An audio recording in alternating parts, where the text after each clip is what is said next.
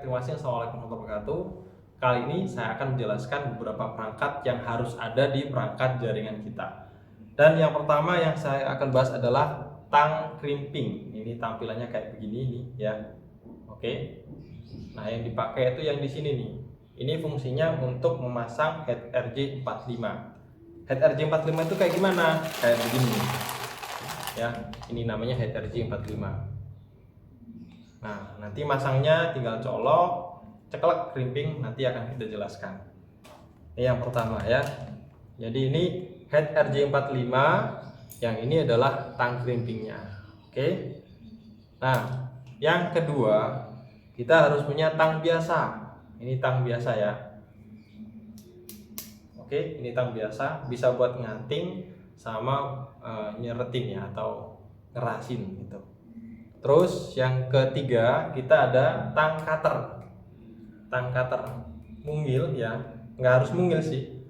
Yang penting lancip dia nih ya. Jadi ujungnya lancip kayak gini. Ini namanya tang cutter. Biasanya buat motong-motong kabel kawat atau yang lainnya. Terus kita harus bawa cutter juga nih, cutter ya. Cutternya itu tampilannya kayak gini nih. Nah, kalau misal udah bawa cutter, kalian juga harus bawa isinya juga. Jadi ada tang cutternya juga, ada isinya juga. Terus kita nemuin yang namanya power operator. Nih ya, power operator. Power operator ini fungsinya buat ngisi data dan daya ke perangkat atas atau station. Station tuh kayak gimana kira-kira? Kayak begini nih. Ini ya. Jadi alat yang di atas supaya bisa nyala itu harus menggunakan PoE. Ini tampilan PoE. Jadi ada power sama data. Bisa dilihat di sini ya. Power dan data kelihatan. Oke. Nah, setelah itu kita kenalan sama yang namanya isolasi listrik. Terus ini ya, ini adalah lamp tracker atau alat yang digunakan untuk ngetes. Di situ ada berapa saja yang muncul kira-kira. Nah, pilihannya tinggal kita putar kayak begini, kita pilih network, terus kita start yang ada di sini. Nah, kira-kira kayak gini nih. Ntar kalau misal muncul semua, berarti oh yang masalah yang ini, nanti bisa kelihatan dari sini. Oke. Nah, kita matikan. Terus visor ya. Visor tuh kayak gimana? Visor tuh kayak gini nih. Ini visor, ini murnya nih. Oke. Ini fungsinya buat nempelin. Ketika kita bor nih ya, kita pasang di sini, dia bakal merenggang ya. Nah, akhirnya apa? Akhirnya keras dia nanti kepakainya. Oke, terus kita berkenalan sama yang namanya obeng ya. Ini obeng ya. Obeng ada plus sama minus kayak biasanya.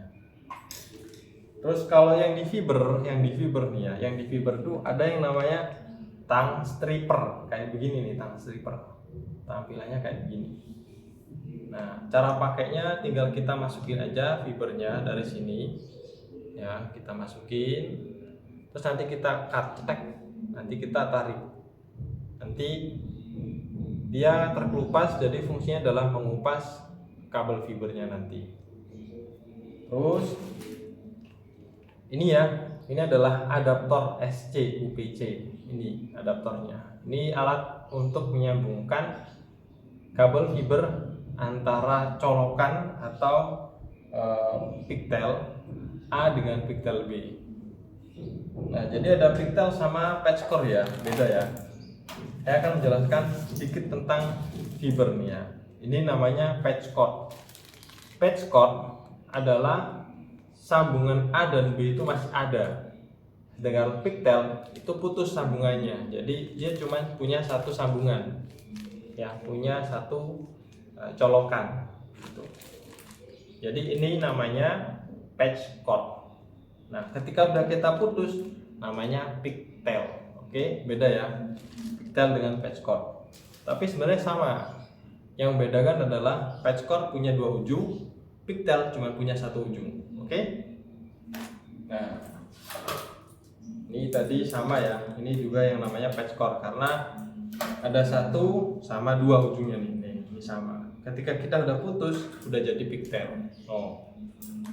Terus yang ini namanya adalah maaf bukan OTB ya, ini namanya ODP ya, ini namanya ODP atau ODC.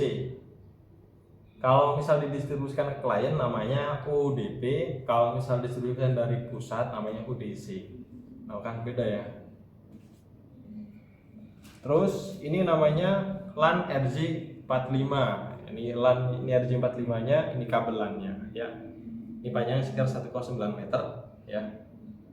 Oke. Nah, di sini dia punya dua macam nih ya. Ada yang 4, ada yang 8 port. Yang 4 itu fungsinya cuma buat data, yang 8 buat data dan daya.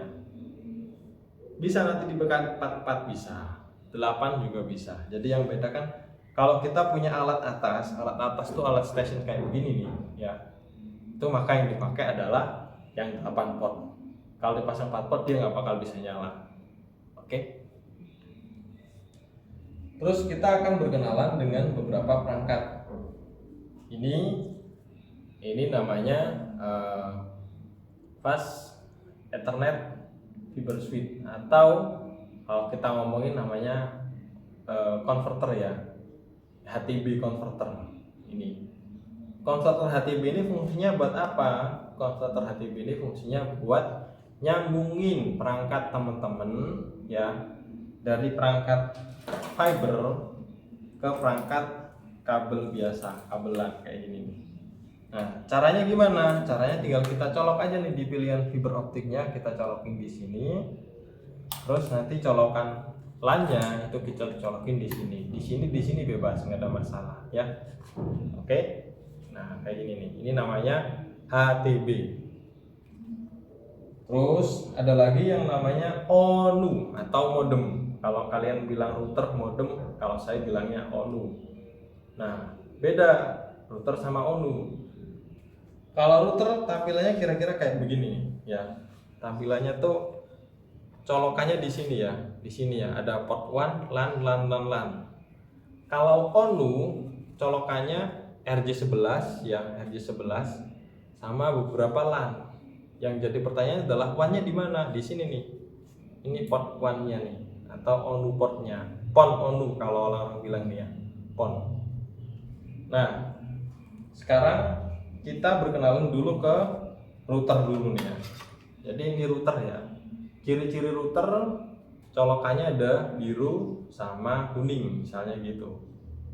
Punya anten, mereknya TP-Link, Mikrotik atau apa, pokoknya yang kayak gini ya. Nah, terus kita berkenalan sama yang namanya CPE atau Station atau Access Point. Tampilannya kayak gini nih. Ini alatnya outdoor, kena angin, kena hujan, kena panas gak ada masalah karena emang difungsikan buat outdoor. Nah, setelah semua perangkat sudah kita jelaskan, oh ya, satu lagi nih ya, switch. Tadi router sudah, ini switch ya. Switch ini fungsinya buat distribusi kabel daya atau data yang dimasukkan ini satu untuk semua ya. Kita coloknya misal dari sini semuanya juga sama, di sini juga semuanya sama, nggak ada masalah. Kita colokinnya bebas nanti. Nah, switch ini fungsinya buat distribusi. Kalau kita di fiber optik namanya apa ini ya? ODP ya. Ini ODP. Kalau di router atau kabel jaringan LAN namanya switch. Jadi beda ya. Oke. Terus kita sekarang bergerak buat fokus ke perangkat selanjutnya. Perangkat selanjutnya ini apa nih ya? Yang belum saya review. Kayaknya semua sudah ya. Sekarang kita fokus ke adaptor ya. Adaptor 12 volt, 24 volt, 5 volt. Gimana cara bacanya? Cara bacanya nih ya. Saya punya perangkat Tutuling ya, switch Tutuling 5 volt ya. Nah, maka kita harus menyesuaikan adaptornya juga harus 5 volt atau bisa kita pasang 6 volt, nggak ada masalah. Tapi ya cukup panas nanti. Nah, terus nih kita pasang 9 volt. Bisa nggak kira-kira kita pasang 9 volt? Kelihatan 9 voltnya? Nah, kalau kita pasang 9 volt, nanti dia panas ya. 1 menit sering restart, sering mati. Akhirnya apa? Rusak nanti perangkat ini. Jadi kita harus sesuaikan. kalau misal mau pembuatannya 5 volt ya pakainya harus 5 volt, jangan di atasnya. Kalau di atasnya nanti jeduk rusak, nanti sayang gini ya. Terus ada lagi tegangan 24 volt kayak begini biasanya. Nah, tegangan 24 volt acceptable-nya itu fungsinya bisa dipakai di perangkat yang ada tulisannya mikrotik. Kalau dipasang di line mikrotik jangan ya, usahakan mikrotik ini bisa pakai 24, 12, 9, 5 juga bisa. Karena memang mikrotik ini sendiri punya adjustable ya, jadi aman dia nih ya. 5 volt bisa sampai ke 30 volt yang ada tulisan mikrotik. Kelihatan ya mikrotik ya, kayak begini nih ya. Ini mikrotik. Ada juga mikrotiknya yang kayak begini nih ya. Ini perangkat mikrotiknya kayak gini nih. Nah. Oke. Terus Xpon itu rata-rata tegangannya 12 volt 1 ampere. Ini Gpon Onu yang tadi yang saya bicarakan ya. Nah, ini kalau misal dipasang 24 volt udah pasti nanti rusak ya. Jadi hati-hati. Colokannya semuanya sama, tapi kalau misal kita nggak baca manual booknya ya nanti rusak ya.